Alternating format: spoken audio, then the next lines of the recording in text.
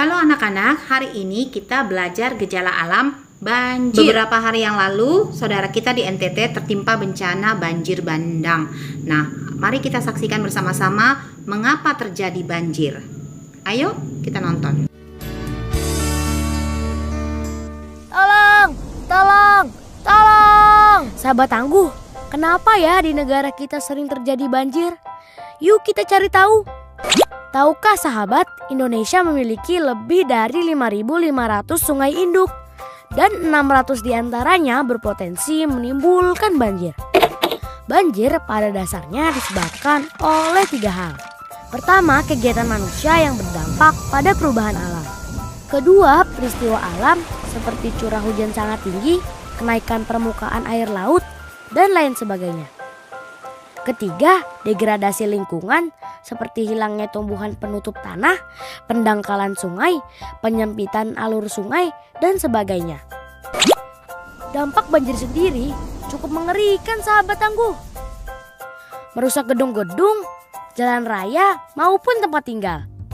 Selain itu, banjir juga dapat menimbulkan erosi, bahkan tanah longsor, serta pencemaran lingkungan. Tak hanya itu, kotoran dan binatang yang terbawa air banjir dapat menimbulkan berbagai penyakit seperti diare, infeksi saluran pernapasan, hingga penyakit kulit.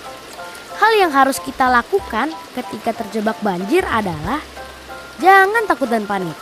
Matikan aliran listrik di rumah atau segera hubungi petugas untuk mematikan aliran listrik di wilayah yang sedang terkena bencana.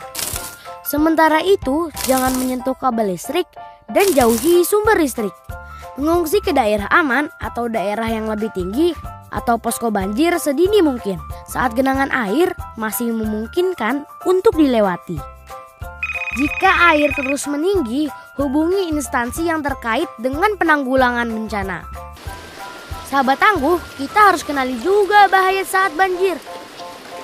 Arus air di saat banjir yang sangat kuat dan bisa menghanyutkan. Hindari benda-benda yang terbawa arus seperti potongan pohon, kayu, benda-benda lainnya agar tidak terbentur. Waspadalah dengan bahaya listrik yang diakibatkan terkelupasnya kabel atau putusnya kabel dan juga akibat rubuhnya tiang listrik. Nah sahabat tangguh, saat banjir telah surut, jangan langsung gembira. Masih banyak yang harus dilakukan agar bisa kembali ke rumah dengan aman. Di antaranya membersihkan rumah. Gunakan air dan disinfektan untuk menghindari kuman. Keringkan dengan sempurna peralatan listrik seperti saklar, stop kontak, dan kabel-kabel yang sempat terendam banjir sebelum digunakan kembali. Bersihkan tempat penyimpanan air, bersihkan dapur dan peralatannya dengan baik dan hati-hati. Gunakanlah sepatu boots dan sarung tangan di saat membersihkannya. Setelah membersihkan rumah dan sekitarnya, hindari bermain-main di area yang sedang dibersihkan. Jangan lupa menjaga keseimbangan lingkungan dengan menanam pohon. Nah, sahabat tangguh, itulah seputar informasi tentang banjir. Semoga bermanfaat ya teman.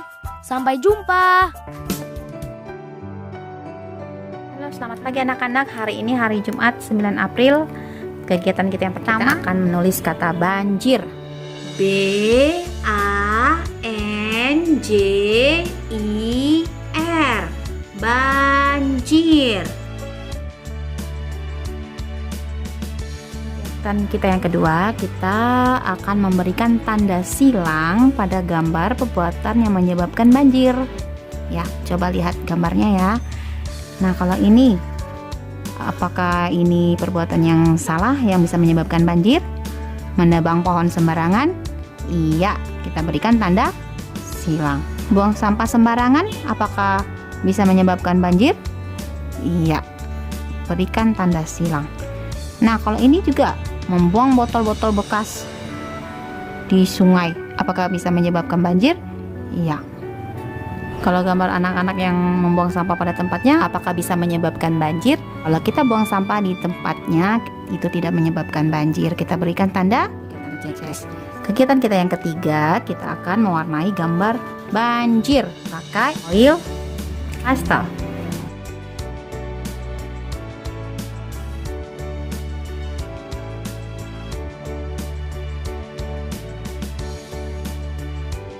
Sudah selesai anak-anak, selamat belajar.